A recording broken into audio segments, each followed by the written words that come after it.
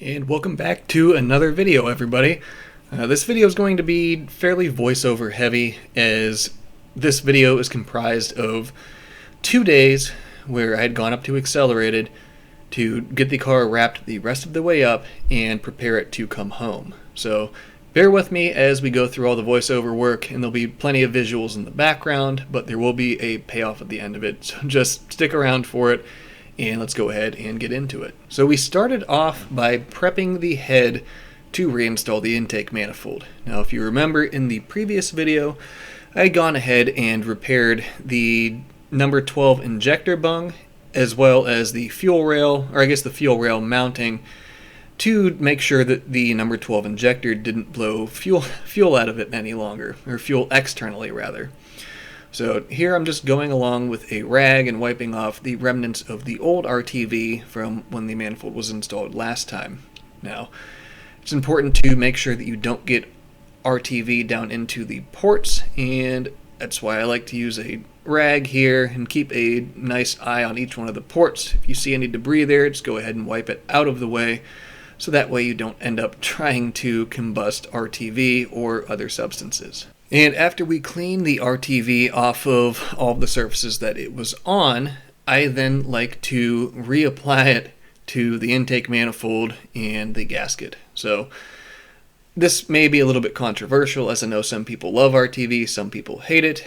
I like to put it around each one of the ports just as a little bit of an added precaution and a little bit of insurance to try to keep all of the air inside of the port, as that would end up being an unmetered air leak, which would cause a high idle or would cause you to lose power, blowing boost pressure into the atmosphere rather than into the cylinder. But I digress on that. You can see I'm going through here and just applying a very thin skim coat around each one of the ports, and I will do this on the intake manifold as well as the face of the gasket that mates up to the cylinder head. So you end up with a sandwich of RTV, intake manifold gasket, and RTV. And over the course of all the intake manifolds that I have ran over the years, and just working on and building cars for all this time, this has been a tried and true method that has always worked well for me. So it's important when you're putting the RTV on to not put too thick of a layer, as you have to think as that those surfaces squeeze together, it also squeezes on the RTV, and if you have a very large amount of it on there, then it will squeeze it so it overhangs into the port or some place where you don't want it to be. So just a little tech tip: if you're going to put RTV down, be easy with it. You don't need to put half the tube on each one of the ports, as you're just going to end up causing yourself more issues that way. Now, after everything is prepped in terms of the gasket, the new RTV, and all your surfaces are clean, everything's ready to go back together, I guess this is the point in time when the intake manifold went back on. So you can see me sorting through the harness and getting it ready to, I guess, reconnect the secondary injectors, as at this point in time I didn't realize that I could reach underneath of the manifold plenum and connect them. So I figured I'd just connect them before the manifold goes on, so that way I don't have to contend with it and don't have to worry about trying to jam my arm underneath of the manifold. So once the injectors are all in their place, the manifold then can be thrown back on the studs, and I'll leave it sit here loosely while I get all of the fasteners started, as any time that you're tightening a flange down, you don't want to just tighten a single fastener, tighten them one by one. It's important to go in kind of a systematic, easy way as you're doing it. Just helps to more evenly disperse the torque onto it, and you're less likely to break a flange or something along those lines. So once we get all the fasteners in their places, it's then time to get tools on them and get the manifold tightened down. So this can end up being a little bit cumbersome, trying to figure out exactly what tools are necessary in a given place, but just take some playing around, trying different combinations, and eventually you'll find out what works the best for your setup. So thankfully I'm able to get all but 2 of the fasteners with a ratchet, and then the last 2 I made a custom wrench out of a just an off-brand 12.10 millimeter wrench. They had it accelerated, and that ends up being able to get the last two fasteners. So once the intake manifold is tightened down, then it's time to move on to other parts of this reassembly. So with my setup, the upper fuel rail, or the primary fuel rail, needs to come off to be able to install or remove the intake manifold. Just makes it easier to get to some of the fasteners and what have you. So you can see me here, where I did lube all of the injector O-rings, reinstalled the fuel rail, and then it's time to put the little mounting spacers on and get the fuel rail tightened down. So I tighten that, and then I go ahead and I get all of the injectors plugged in, and all is well at that point, and we're ready to move on to the next step. So at this point, you can see the intake manifold is back in its home, as well as the fuel surge tank, all of the fuel lines, everything is hooked up, and we are just about ready to try to fire this thing back up. So a nice overview of the engine bay, and fingers crossed that this goes well. No way. But after it runs, then it's okay.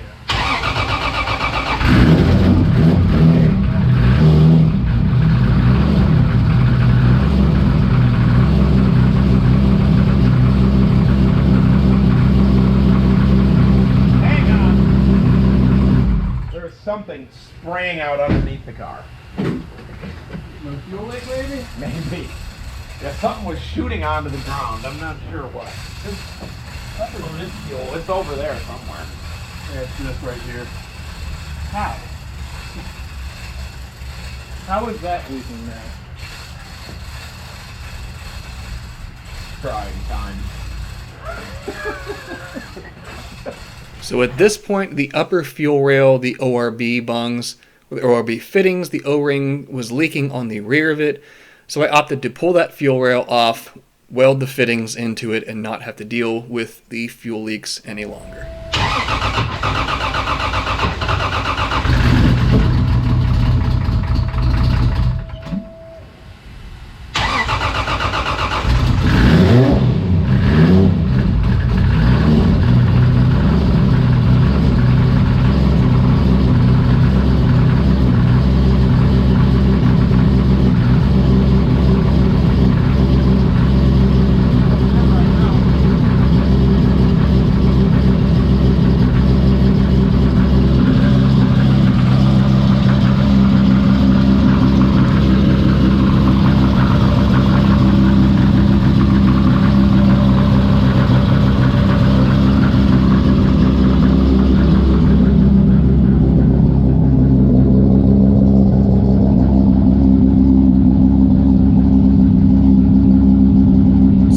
Shown it, but Russ went ahead and he installed all of the indicator lights on the dash. You can see one of the turn signals there, left turn, right turn, and then we'll go down the, I guess we're doing a systems check right now, but to go down and check out all of them. We have low beams, high beams, so that way I don't end up being one of the people driving down the road with my lights on.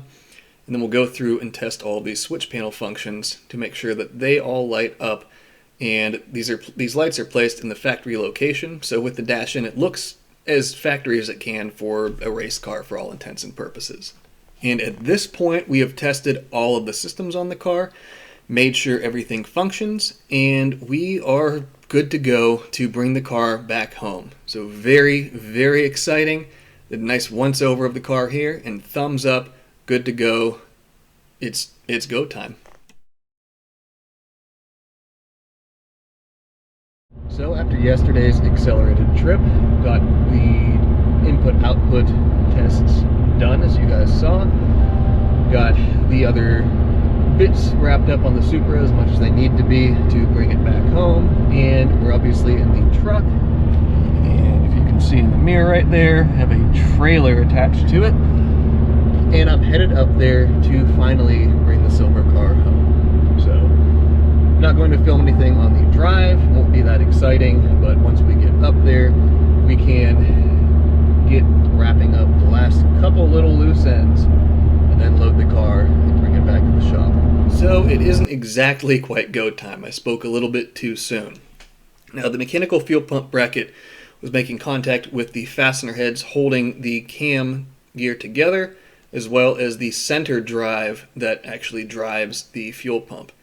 So I'm assuming that this bracket setup was made for factory gears or thinner gears, but with the setup that I have, it was a little bit too tight and it was machining itself while the car was running. But a little bit of contact is no big deal, especially when you have rust on the job. So you can see here, maybe a little bit difficult to see because the lathe is spinning, but he chucked that mechanical pump bracket in the lathe with a 4-jaw chuck and was able to cut the center bore down to make clearance for the drive.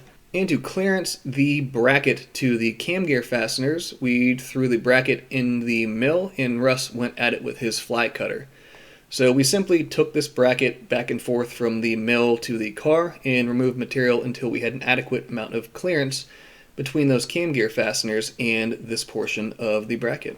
After we got all of the machining done on the fuel pump bracket, I went ahead and I reinstalled it onto the car. So pretty easy process the way that this goes on and off. You can see two large hex drive, they're countersunk hex drive fasteners on the bottom that hold the bracket to the backing plate. And then there is a 3-bolt little flange that holds the clamp, or that is the clamp rather, that clamps the dry sump pump, that clamps the mechanical fuel pump into place and allows it to be driven by the cam gear. So really nice setup, and it works out quite well provided you can get fuel to it and get it to produce fuel pressure, which that's obviously why we have the surge tank on this setup. So from here, Russ and I went ahead and we reinstalled the actual fiberglass dashboard in the car. So it took a little bit to get it put back in place, and I'll have to check and make sure that I have adequate clearance to everything on the backside at a later date, but we were able to get it latched, able to get it in place, and frankly I really just wanted to get in the car with all of the lights and the race pack dash lit up and just play race car driver for a few minutes. So we were able to get this put back in there, and all is well, and we're ready to go ahead and get the car out of the shop.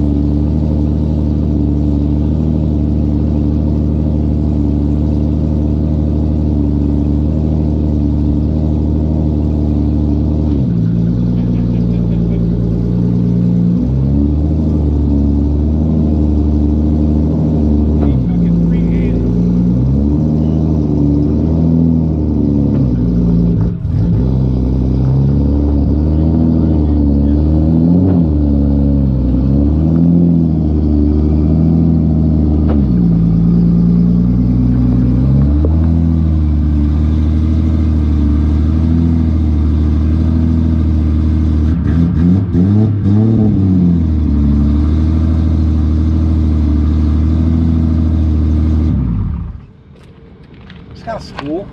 Yeah. Of course it does. Let's say your rear end's broken. Sound like shit. She's hopping all around.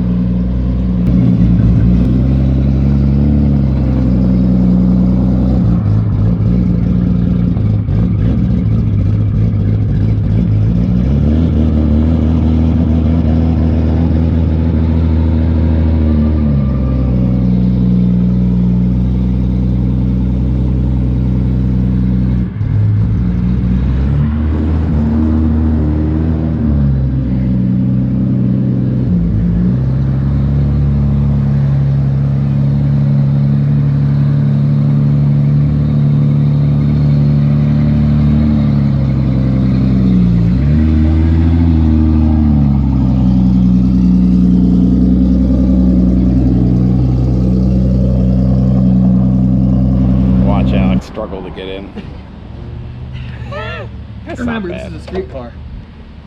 We make wise streetcar decisions. Of course it is.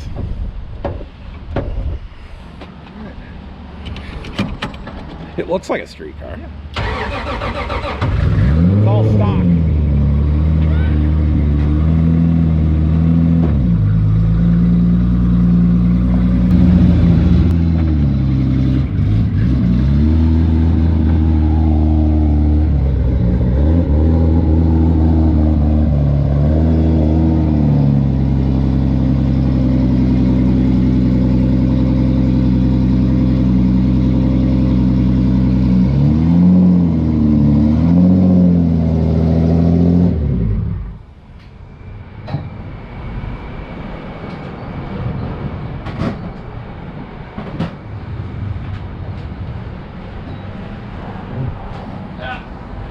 Just looks like streetcar shit. Yes.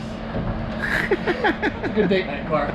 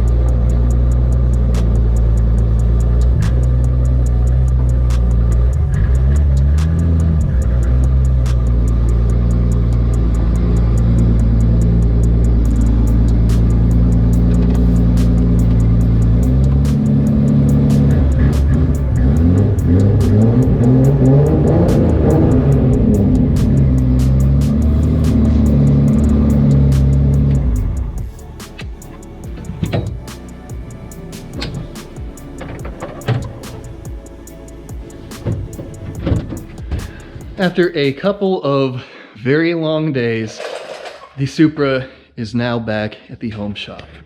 So here she is, and it feels really good to finally have this thing back. And do a header color update, have some nice golds, blues, purples, and so on and so forth. And obviously I was able to get the car in here, but it does need a few odds and ends wrapped up. For some reason, the trans brake is not working, and the reason that's at all relevant right now is with the transmission, you need the trans brake to make reverse activate and actuate. So we'll get that figured out, but the fact that it is back here and I was able to drive it into the shop is a massive victory. And I cannot thank Russ and Don at Accelerated Performance enough for helping me bring this crazy whatever it may be to life. So those guys are awesome. If you guys are watching this, I thank you oh so much. And it doesn't feel real at this point, but I'm sure it will once I get poking around at it a little bit more. But for the time being, it is back at the shop. And now I can take a deep breath, kind of let stress and cortisol levels lower a little bit, and get back to working on this thing in the next few days. But with that being said, that's going to be about the end of this video. So I know it was a lot of voiceover work, but trust me, it was a crazy couple of days to get the last bits wrapped up on this, to get to this point where it could come back to the shop. So hopefully you guys still enjoyed it. But thank you guys as always for tuning in and coming along on this crazy ride with me. And just, again, the fact that this is here and it's running and driving after all of this time. I mean, this project has been ongoing for 20% of my life. So it's kind of crazy when you put it into percentages in that perspective, but I'm kind of at a loss for words right now. But before I ramble on any farther, that'll be the end of this video. So again, thank you all for watching, coming along for this ride, and keeping me going and pushing forward with this thing. But that'll be the end of it. So as always, be sure to subscribe, leave a like, leave a comment, and I will see you guys in the next episode.